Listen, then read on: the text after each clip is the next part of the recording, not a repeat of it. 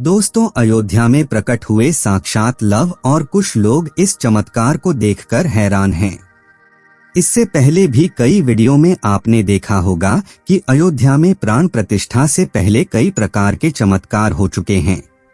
सबसे पहली बार लोगों ने जब गिद्धों का झुंड अयोध्या के आसपास देखा तो पहली बार तो यह बात नॉर्मल लगी, लेकिन बाद में लोग इन्हें जटायु के वंशज कहकर बुलवाने लगे।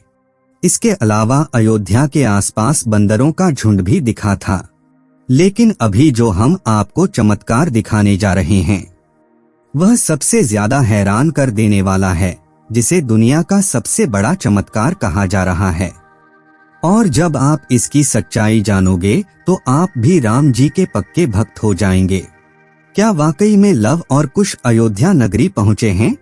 क्या मंदिर की प्राण प्रतिष्ठा से पहले ही लव और कुश दोनों भाई पहुंच गए हैं? आज हम इन सभी रहस्यों से पर्दा उठाकर आपके सामने सच्चाई लाने वाले हैं। वीडियो शुरू करें उससे पहले कमेंट में जय श्री राम जरूर लिखें। दोस्तों, 22 जनवरी से पहले ही अयोध्या को दुल्हन की तरह सजा दिया गया है। मंदिर में रामलला के प्राण प्रतिष्ठा का समय 12:20 तय किया गया है। जिस प्रतिमा को मंदिर के गर्भगृह में रखा जाना है उसका वजन करीब 200 किलो है। भगवान राम की यह प्रतिमा 5 साल के बच्चे के स्वरूप की होगी। गुजरात से एक ट्रेलर पर 5500 किलो का ध्वज दंड अयोध्या पहुंच गया है, जो इतना ज्यादा बड़ा है कि इसको एक ट्रक के अंदर लाया गया है, जिसकी तस्वीर सामने आने के बाद पूरी दुनिया में चर्चा हो रही है। इसके अलावा गुजरात से 500 किलो का नगाड़ा पहुंचा है, जिस पर सोने की परत चढ़ी हुई है। 2400 किलो का एक घंटा पहुंचा है, जिसको प्राण प्रतिष्ठा के बाद में मंदिर के अंदर बजाया जाएगा। आखिर इतने बड़े घंटे को कारीगरों ने कैसे बनाया था? इसके अलावा 108 फीट लंबी अगरबत्ती गुजरात से अयोध्या पहुंची है। साथ दुनिया का सबसे बड़ा ताला भी बनाकर तैयार किया गया है। और क्या आप कल्पना कर सकते हैं कि 1100 किलो का दीपक भी बनाकर गुजरात से अयोध्या भेजा है। दोस्तों, यह सभी चीज इतनी ज्यादा अलग कि लोग दूर दूर से देखने को भी पहुंच रहे हैं, और होगा भी क्यों नहीं। करीब 500 सालों के लंबे संघर्ष के बाद भगवान श्री राम का मंदिर बनने जा रहा है। इसके अलावा भी दोस्तों, प्रभु श्री राम के मंदिर में ऐसे चमत्कार हुए हैं जिसकी अयोध्या से लेकर पूरे भारत में चर्चा हो रही है। वहीं मंदिर के यज्ञ के लिए राजस्थान से 650 किलो देसी गाय का घी भी मंदिर में पहुंच गया है। वहीं पर नेपाल की जनकपुरी से अयोध्या के लिए 17,500 से ज्यादा टोकरी में उपहार बांधकर जनकपुरवासी अयोध्या ला रहे हैं। हर राम भक्त को इस दिन का लंबे समय से इंतजार था। अयोध्या में 22 जनवरी से लेकर 25 मार्च तक कई खास कार्यक्रम का आयोजन किया जाएगा। इस बीच मंदिर के गर्भगृह के निर्माण का काम 24 घंटे चल रहा है। 22 जनवरी को राम मंदिर में रामलला की प्राण प्रतिष्ठा होने वाली है। दोस्तों, कोई भी मंदिर के लिए प्राण प्रतिष्ठा का कार्यक्रम बहुत ज्यादा महत्वपूर्ण होता है। आखिर कोई मंदिर की कैसे प्राण प्रतिष्ठा की जाती है? इसके अलावा यह भी बताएंगे कि कैसे लव कुश अयोध्या में प्रकट हुए। इसलिए आप वीडियो के एंड तक बने रहना। दोस्तों, सनातन धर्म में किसी भी मूर्ति के लिए प्राण प्रतिष्ठा बहुत महत्वपूर्ण होती है। प्राण प्रतिष्ठा मूर्ति स्थापना के समय किया जाता है। किसी भी मूर्ति की स्थापना के समय उस प्रतिमा रूप को जीवित करने की विधि प्राण प्रतिष्ठा कहलाती है। प्राण शब्द का अर्थ जीवन, शक्ति और प्रतिष्ठा का अर्थ स्थापना होता है। ऐसे में प्राण प्रतिष्ठा का अर्थ जीवन शक्ति की स्थापना करना या देवता को जीवन में लाना होता है। बिना प्राण प्रतिष्ठा के कोई भी मूर्ति पूजा के योग्य नहीं मानी जाती है। मान्यता है कि प्राण प्रतिष्ठा के जरिए मूर्ति में जीवन शक्ति का संचार होता है और वह मूर्ति देवता के रूप में बदल जाती है। अर्थात अब साक्षात प्रभु श्री राम अयोध्या राम मंदिर में निवास करने वाले हैं। और मित्रों, जब खुद प्रभु श्री राम लंबे टाइम बाद अयोध्या पधार रहे हैं तो भला उनके दोनों बेटे पीछे कैसे रह सकते? अयोध्या आगमन के बाद राम ने कई वर्षों तक अयोध्या का राजपाट संभाला और इसके बाद गुरु वशिष्ठ व ब्रह्मा ने उनको संसार से मुक्त हो जाने का आदेश दिया। एक घटना के बाद उन्होंने सरयू नदी में जल समाधि ले ली थी। सरयू नदी में श्री राम ने जल समाधि ले ली थी। अश्विन पूर्णिमा के दिन मर्यादा पुरुषोत्तम राम ने अयोध्या से सटे फैजाबाद शहर के सरयू किनारे जल समाधि लेकर महाप्रयाण किया। श्री राम ने सभी की उपस्थिति में ब्रह्मा मुहूर्त में सरयू नदी की ओर प्रयाण किया। उनके पीछे थे उनके परिवार के सदस्य भरत, शत्रुघ्न, उर्मिला, मांडवी और श्रुतकीर्ति का उच्चारण करते हुए वे सरयू के जल में एक एक पग आगे बढ़ते गए और जल उनके हृदय और अधरों को छूता हुआ सिर के ऊपर चढ़ गया। क्यों ली जल समाधि? यमराज यह जानते थे कि भगवान की इच्छा के बिना भगवान न तो स्वयं शरीर का त्याग करेंगे और न शेषनाग के अंशावतार लक्ष्मण जी। ऐसे में यमराज ने एक चाल चली। एक दिन यमराज किसी विषय पर बात करने भगवान राम के पास आ पहुंचे। भगवान राम ने जब यमराज से आने का कारण पूछा तो यमराज ने कहा कि आपसे कुछ जरूरी बातें करनी है। भगवान राम यमराज को अपने कक्ष में ले गए। यमराज ने कहा कि मैं चाहता हूं कि जब तक मेरी और आपकी बात हो उस बीच कोई इस कक्ष में नहीं आए। यमराज ने अपनी बात को आगे बढ़ाते हुए कहा कि अगर कोई बीच में आ जाता है तो आप उसे मृत्युदंड देंगे। भगवान राम ने यमराज की बात मान ली और यह सोचकर कि लक्ष्मण उनके सबसे आज्ञाकारी हैं, इसलिए उन्होंने लक्ष्मण जी को पहरे पर बैठा दिया। यमराज और राम जी की बात जब चल रही थी उसी समय दुर्वासा ऋषि अयोध्या पहुंच गए और राम जी से तुरंत मिलने की इच्छा जताई।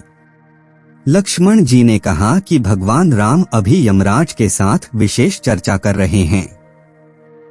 भगवान की आज्ञा है कि जब तक उनकी बात समाप्त नहीं हो जाए कोई उनके कक्ष में नहीं आए। इसलिए आपसे अनुरोध है कि आप कुछ समय प्रतीक्षा करें। ऋषि दुर्वासा लक्ष्मण जी की बातों से क्रोधित हो गए और कहा कि अभी जाकर राम से कहो कि मैं उनसे मिलना चाहता हूँ, अन्यथा मैं पूरी अयोध्या को नष्ट होने का शाप दे दूंगा। लक्ष्मण जी ने सोचा कि उनके प्राणों से अधिक महत्व उनके राज्य और उसकी जनता का है, इसलिए अपने प्राणों का मोह छोड़कर लक्ष्मण जी भगवान राम के कक्ष में चले गए। भगवान राम लक्ष्मण को सामने देखकर हैरान और परेशान हो गए। भगवान राम ने लक्ष्मण से पूछा कि यह जानते हुए भी कि इस समय कक्ष में प्रवेश करने वाले को मृत्युदंड दिया जाएगा, तुम मेरे कक्ष में क्यों आए हो? लक्ष्मण जी ने कहा कि दुर्वासा ऋषि आपसे अभी मिलना चाहते हैं। उनके हठ के कारण मुझे अभी कक्ष में आना पड़ा है। राम जी यमराज से अपनी बात पूरी करके जल्दी से ऋषि दुर्वासा से मिलने पहुँचे। यमराज अपनी चाल में सफल हो चुके थे। राम जी से यमराज ने कहा कि आप अपने वचन के अनुसार लक्ष्मण को मृत्युदंड दीजिए। भगवान राम अपने वचन से मजबूर थे। राम जी सोच में थे कि अपने प्राणों से प्रिय भाई को कैसे मृत्युदंड दिया जाए। राम जी ने अपने गुरु वशिष्ठ जी से इस विषय में बात की तो गुरु ने बताया कि अपनों का त्याग मृत्युदंड के समान ही होता है, इसलिए आप लक्ष्मण को अपने से दूर कर दीजिए, यह उनके लिए मृत्युदंड के बराबर ही सजा होगी। जब राम जी ने लक्ष्मण को अपने से दूर जाने के लिए कहा तो लक्ष्मण जी ने कहा कि आपसे दूर जाकर तो मैं यूं भी मर जाऊंगा, इसलिए अब मेरे लिए उचित है कि मैं आपके वचन की लाज रखूं। लक्ष्मण जी भगवान राम को प्रणाम करके राजमहल से चल पड़े और सरयू नदी में जाकर जल समाधि ले ली। इस तरह राम और लक्ष्मण दोनों ने अपने अपने वचनों और कर्तव्य का पालन किया। इसलिए कहते रघुकुल रीति सदा चली आई, प्राण जाए पर वचन न जाई। आइए अब आपको इतिहास में लेकर चलते हैं। इतिहासकारों के अनुसार कौशल प्रदेश की प्राचीन राजधानी अवध को कालांतर में अयोध्या और बौद्ध काल में साकेत कहा जाने लगा। अयोध्या मूल रूप से मंदिरों का शहर था। हालांकि यहाँ आज भी हिंदू, बौद्ध एवं जैन धर्म से जुड़े मंदिरों के अवशेष देखे जा सकते हैं। जैन मत के अनुसार यहाँ आदिनाथ सहित 5 तीर्थंकरों का जन्म हुआ था। बौद्ध मत के अनुसार यहाँ भगवान बुद्ध ने कुछ माह विहार किया था। अयोध्या को भगवान श्री राम के पूर्वज विवस्वान सूर्य के पुत्र वैवस्वत मनु ने बसाया था। तभी से इस नगरी पर सूर्यवंशी राजाओं का राज महाभारत काल तक रहा। यहीं पर प्रभु श्री राम का दशरथ के महल में जन्म हुआ था। महर्षि वाल्मीकि ने भी रामायण में जन्मभूमि की शोभा एवं महत्ता की तुलना दूसरे इंद्रलोक से की है। धन धान्य व रत्नों से भरी हुई अयोध्या नगरी की अतुलनीय छटा एवं गगनचुंबी इमारतों के अयोध्या नगरी में होने का वर्णन भी वाल्मीकि रामायण में मिलता है। कहते हैं कि भगवान श्री राम के जल समाधि लेने के पश्चात अयोध्या कुछ काल के लिए उजाड़ सी हो गई थी, लेकिन उनकी जन्मभूमि पर बना महल वैसे का वैसा ही था। भगवान श्री राम के पुत्र कुश ने एक बार पुनः राजधानी अयोध्या का पुनर्निर्माण कराया। इस निर्माण के बाद सूर्यवंश की अगली 44 पीढ़ियों तक इसका अस्तित्व आखिरी राजा महाराजा बृहदबल तक अपने चरम पर रहा। कौशलराज बृहदबल की मृत्यु महाभारत युद्ध में अभिमन्यु के हाथों हुई थी। महाभारत के युद्ध के बाद अयोध्या उजड़ सी हो गई, मगर श्री राम जन्मभूमि का अस्तित्व फिर भी बना रहा। इसके बाद यह उल्लेख मिलता है कि ईसा के लगभग 100 वर्ष पूर्व उज्जैन के चक्रवर्ती सम्राट विक्रमादित्य एक दिन आखेट करते करते अयोध्या पहुंच गए। थकान होने के कारण अयोध्या में सरयू नदी के किनारे एक आम के वृक्ष के नीचे वे अपनी सेना सहित आराम करने लगे। उस समय यहाँ घना जंगल हो चला था, कोई बसावट भी यहाँ नहीं थी। महाराज विक्रमादित्य को इस भूमि में कुछ चमत्कार दिखाई देने लगे। तब उन्होंने खोज आरंभ की और पास के योगी व संतों की कृपा से उन्हें ज्ञात हुआ कि यह श्री राम की अवध भूमि है। उन संतों के निर्देश से सम्राट ने यहाँ एक भव्य मंदिर के साथ ही कूप, सरोवर, महल आदि बनवाए। कहते हैं कि उन्होंने श्री राम जन्मभूमि पर काले रंग के कसौटी पत्थर वाले 84 स्तंभों पर विशाल मंदिर का निर्माण करवाया था। इस मंदिर की भव्यता देखते ही बनती थी। तो दोस्तों, आज के लिए इतना ही। उम्मीद करते हैं हमारे द्वारा दी गई जानकारी आपको पसंद आई होगी। तो मित्रों, यह वीडियो आपको पसंद आई हो तो वीडियो को लाइक और चैनल को सब्सक्राइब जरूर कीजिए। और वीडियो को अंत तक देखने के लिए बहुत बहुत धन्यवाद।